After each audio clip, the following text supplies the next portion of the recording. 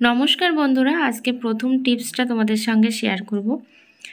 অনেক সময় কি হয়, আমরা লাউ যখন কাটি তখন লাউটা অর্ধেকটা খাই, অর্ধেকটা রেখে দিই। কিন্তু এই লাউ যখন অর্ধেকটা রেখে দিই, একদিন বা দুদিন বাদে আমরা দেখি যে লাউয়ের ওই যে কাটা অংশ সেটা কিন্তু একেবারেই শুকিয়ে গেছে। তার থেকে অনেকটা জায়গা আমাদের ফেলে দিতে হয়, কারণ যেহেতু শুকিয়ে যায় সেই জায়গাটা খাওয়ার মতো থাকে না। তো সেই জন্য কিন্তু আমরা এটা ফেলে দিই। কিন্তু আজকে আমি যেভাবে দেখাবো তাতে করে কিন্তু কোনো অংশই বাদ দিতে হবে না। লাউটা কিন্তু একেবারেই ওপরটাও সতেজ থাকবে। আমি হাতে নিয়েছি একটুখানি সরিষার তেল, 2 থেকে 3 ফোঁটার মতো সরিষার তেল নিয়ে এভাবে দেখো লাউয়ের ওপরটাতে, মানে যে জায়গাগুলো ফাঁকা আছে বা কাটা, তো সেই জায়গাগুলোতে খুব সুন্দর করে কিন্তু মাখিয়ে দিচ্ছি। তার ফলে কি হবে, লাউটা কিন্তু একেবারেই সতেজ থাকবে। এরকম কিন্তু তোমরা অন্যান্য সবজিতেও কিন্তু করতে পারবে।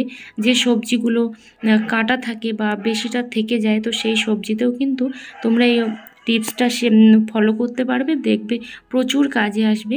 আর আশা করি তোমাদের এই টিপসটা খুব ভালো লাগবে।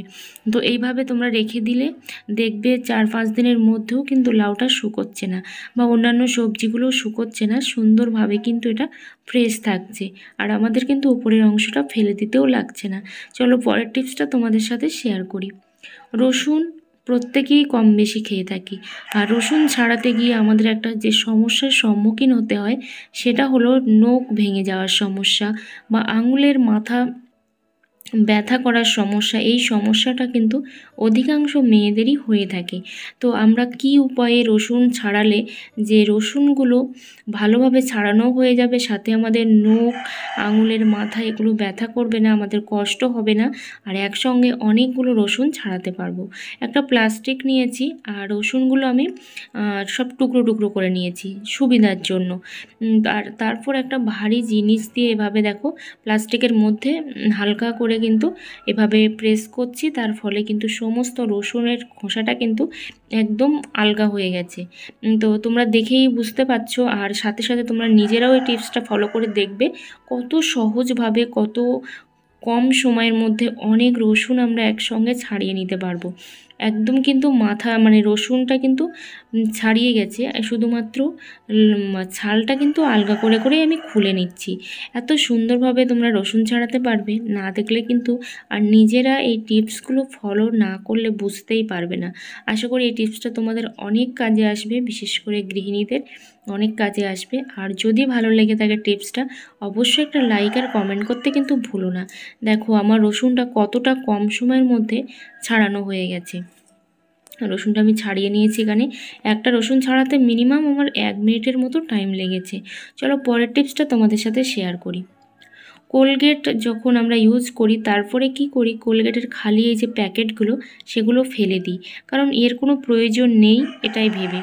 দেখো কোলগেটের খালি প্যাকেটটা আমি কেটে নিয়েছি, নিয়ে আমি কোলগেটটা তো রেখে দিয়েছি যেগুলো বের হয়েছে, আর বাদ বাকি যে প্যাকেটের গায়ে লেগেছিল কোলগেটটা সেটা দিয়ে আমি কি করব দেখো। এরকম ধরনের ইন্ডাকশান কড়াই আমরা প্রত্যেকে ইউজ করে থাকি।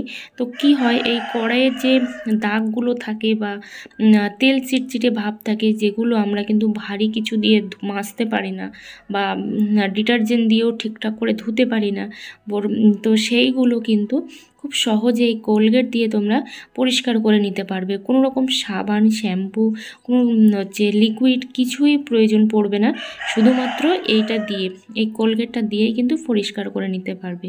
আর এত সুন্দরভাবে পরিষ্কার হয়ে যায় যেটা তোমরা না দেখলে বিশ্বাসই করবে না। তো সেই জন্য এই টিপসটা অবশ্যই তোমরা ফলো করে দেখো। আর তেল চিটচিটে যে ভাবটা ছিল কড়াইয়ের গায়ে সেটা তো চলে যাবেই, আর সাথে সাথে কড়াইটা কিন্তু একেবারেই মানে তেল চিটচিটে মুক্ত হয়ে যাবে, খুব সুন্দরভাবে কিন্তু পরিষ্কার হয়ে যাবে।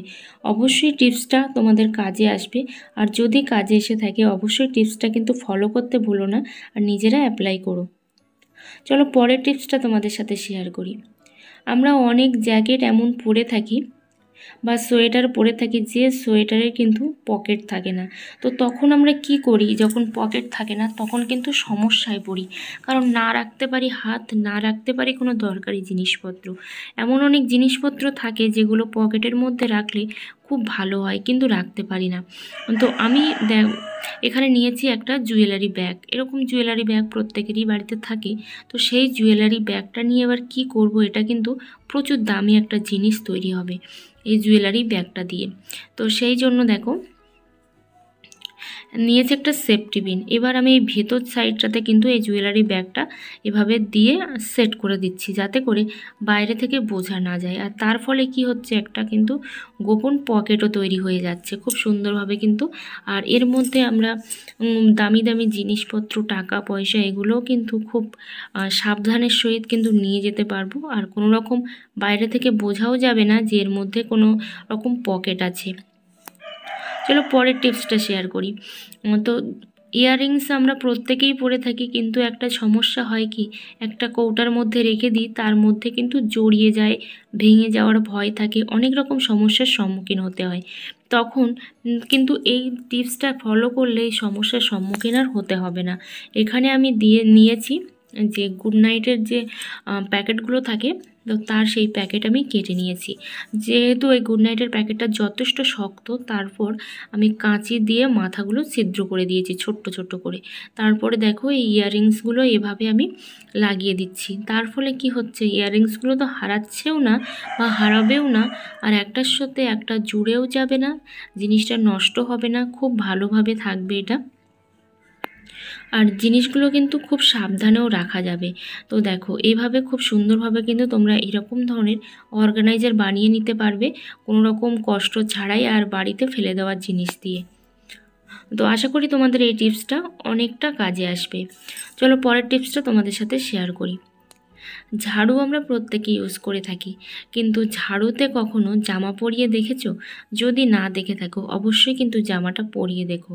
তো দেখো ঝাড়ুর মধ্যে জামাটা আমি পরিয়ে দিচ্ছি, আর কেন ঝাড়ুর মধ্যে পরিয়ে দিচ্ছি সেটাও তোমাদেরকে দেখাবো। তো দেখো সুন্দর করে কিন্তু এই জামাটা আমি এভাবে লাগিয়ে নিচ্ছি, নিয়ে এইভাবে একটু সামনের দিক থেকে বেঁধে নিলাম। তারপরে দেখো এখানে একটা রাবার ব্যান্ড দিলাম, দিয়ে এটা সুন্দর করে কিন্তু সেট করে দিলাম, যাতে করে এই জামাটা খুলে না যায় ঝাড়ু থেকে। তোমরা চাইলে কিন্তু একটা দড়ি দিয়েও বাঁধতে পারো। এবার আমি জল ছিটিয়ে দিচ্ছি এর ওপরে। এই জল দিয়ে একটু ভিজিয়ে নিতে হবে, না হলে কিন্তু কাজটা হবে না, যে কাজটা আমি করতে চাইছি। তোমরা শুকনো অবস্থাতেও করতে পারো, কিন্তু সবথেকে বেশি ভালো হবে যেটা ভিজে থাকলে। তো এবার দেখো যেসব জায়গায় আমাদের হাত সচরাচর যায় না, আমরা সচরাচর কোনো কাজ করতে পারি না, বা যেসব জায়গাগুলো অনেক ছোট, সেখানে কোনো কিছুই ঢোকে না, তো সেই সব জায়গাগুলো সহজেই কিন্তু তোমরা পরিষ্কার করে ফেলতে পারবে এই রকম ধরনের টিপসগুলো ফলো করে। আর দেখো খুব সুন্দরভাবে কিন্তু আমাদের এই জায়গাটা পরিষ্কারও হয়ে যাচ্ছে। কতটা নোংরা বেরিয়েছে দেখো, যেহেতু আমার একটু আগেই মোছা, তো সেই জন্য খুব বেশি না হলেও এই টিপসটা তোমাদের কিন্তু অনেক অনেক কাজে আসবে। আশা করি তোমাদের সমস্ত টিপসগুলো ভালো লেগেছে।